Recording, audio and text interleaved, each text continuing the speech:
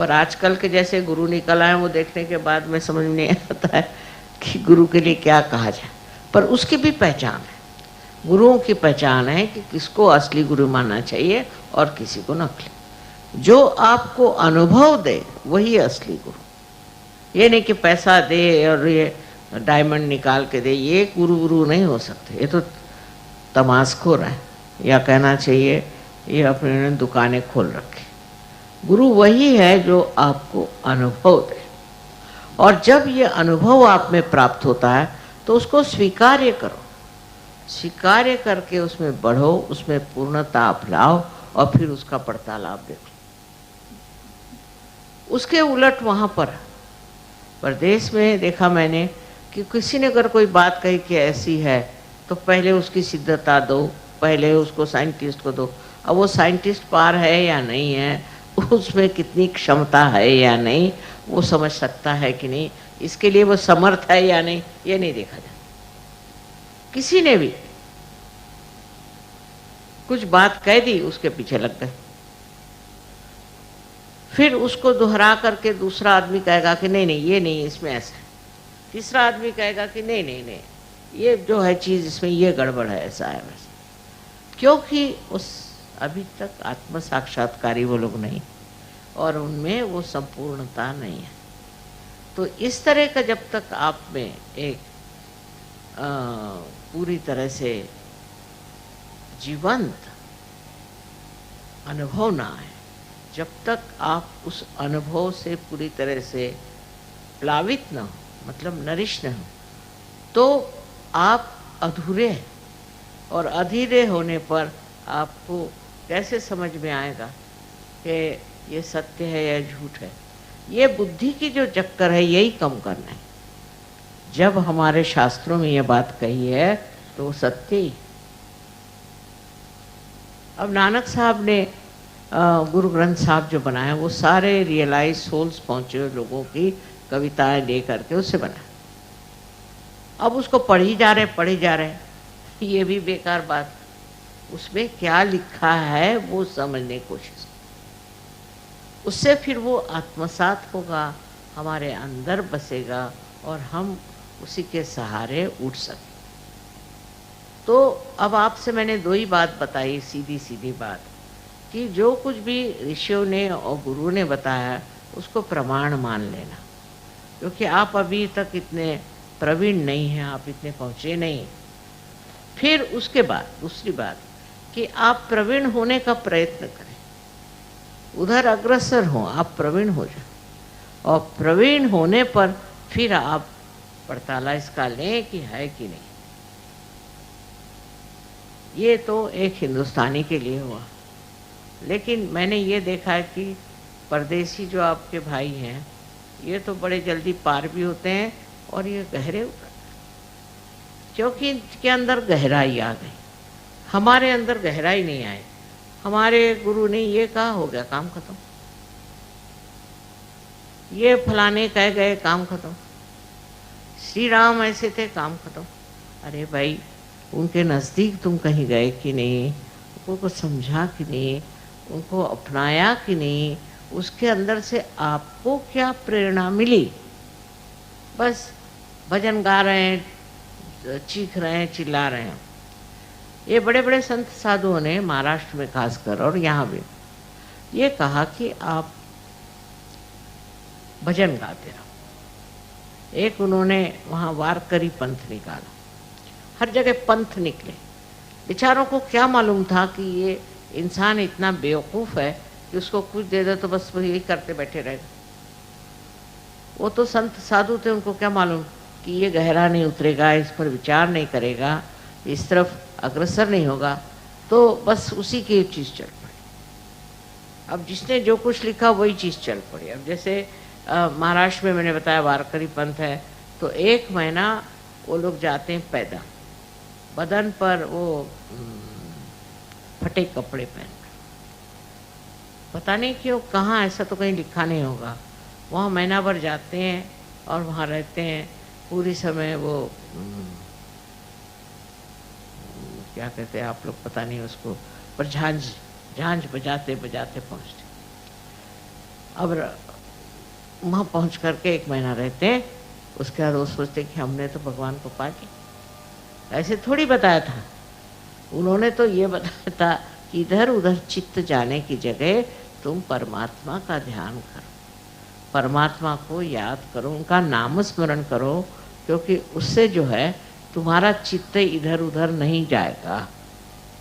देखिए उन्होंने जो बात कही थी उसको वहीं तक सीमित रखा और इसी तरह से हमारे यहाँ के अनेक पंथ निकल चुके हैं, पर उससे किसी को कोई लाभ नहीं हुआ और पुश्तन-पुश्त वही चीज़ चल रही। अब आप सहयोगी हैं, आपने आत्म साक्षात्कार को प्राप्त किया, आप विशेष लोग, ये समझ लीजिए। अब इसमें आपको और गहरा उतरना चाहिए। उस गहरे उतरने से आपके अंदर की जो सूक्ष्मता जागृत होगी, वो मैं अभी आपको समझाती हूँ और वो अब अंग्रेजी में मैं इन लोगों को बताऊँ। हम सत्य को खोज रहे हैं, किंतु कौन सी जगह खोजना चाहिए, कहाँ खोजना चाहिए, कहाँ ये सत्य छिपा हुआ है, ये पहले समझ लेना चाहिए। विदेश में भी मैंने देखा कि बड़े बड़े वहाँ पर सूफी लोग हो गए और उन्होंने बिल्कुल सहज की बातें करी, बिल्कुल सहज की ही बात करी, लेकिन उनको कोई मानता नहीं है सूफियों को। उनकी मान्यता बहुत ही थोड़ी सी, थोड़े से लोग उनको मानते हैं और सिर्फ उनकी कविता पढ़ के बड़ा मनोरंजन कर लेते हैं, पर उन्होंने जो कहा उस मार्ग पे नहीं चले। ऐसे हर एक देश में भी बड़े बड़े सूफी हो गए हैं। इंग्लैंड जैसे देश में भी विलियम ब्लेक जैसा एक बड़ा भारी संत हो, लेकिन उसकी बात कोई नहीं मानते हैं और हमने तो कभी कॉलेज में भी उसका नाम नहीं सुना था, लेकिन हम जानते थे कि वो है। जब लंदन गए तो पहली मर्तबा हमने उनकी किताबें उसी में फंसे जा रहे हैं। ये आत्म साक्षात्कार को प्राप्त करना सहज मार्ग से बहुत ही सुलभ हो गया, सबको बहुत आसानी से। इसमें कोई भी ऐसी बात नहीं कि आप सर के बल खड़े हो जाओ, कि आप घर द्वार छोड़ दो, आप बाल बच्चों को छोड़ दो, कोई करने की जरूरत है। आपके ही अंदर ये शक्ति है, आपके ही अंदर त्रिकोणाकार अस्थि में ये शक्ति है। ये मैं कह रही हूँ, ऐसी बात नहीं, अनादिकाल से यहाँ लोगों ने कहा। अब कृपया दोनों हाथ मेरे तरफ,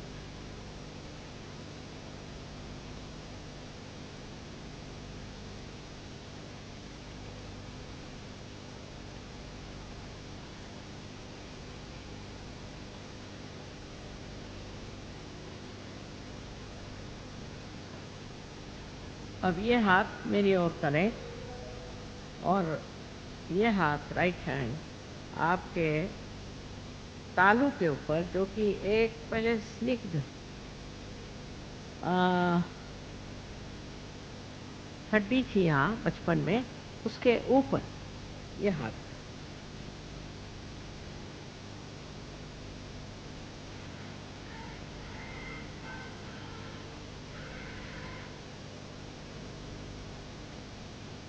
अब अपना ये हाथ राइट हैंड मेरे ओर कर और लेफ्ट हैंड सर के ऊपर।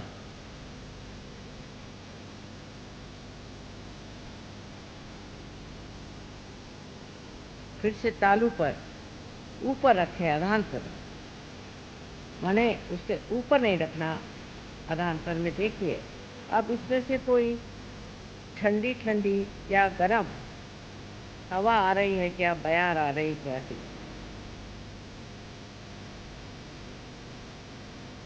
किसी किसी को बहुत ऊपर तक आती है, किसी को सामने आती, पीछे आती, जरा हाथ ऊपर घुमा के। अब लेफ्ट हैंड मेरी तरफ है और राइट हैंड फिर सर पे, और देखें ठंडी ठंडी हवा।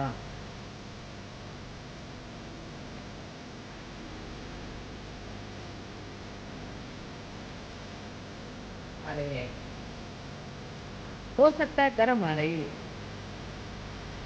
कि आपको सबको माफ करना है।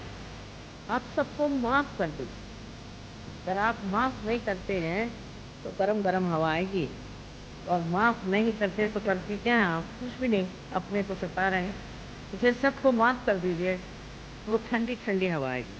अपने को भी माफ कर दीजिए। मैंने ये पाप किया, मैंने वो पाप किया, मत सोचिए। अपने को भी माफ कर दीजिए, पूरी तरह से माफ।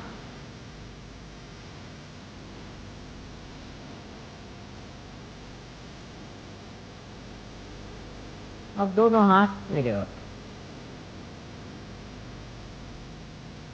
please put both the hands towards me, please.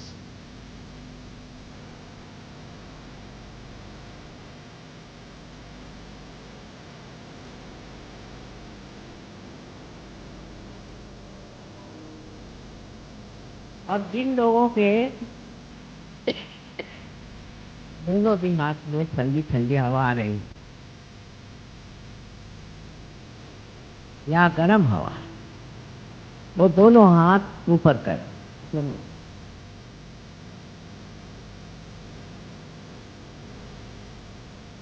यहां से वहां तक तो अनंत आशीर्वाद, सबको अनंत आशीर्वाद आपने तो प्राप्त कर दिया।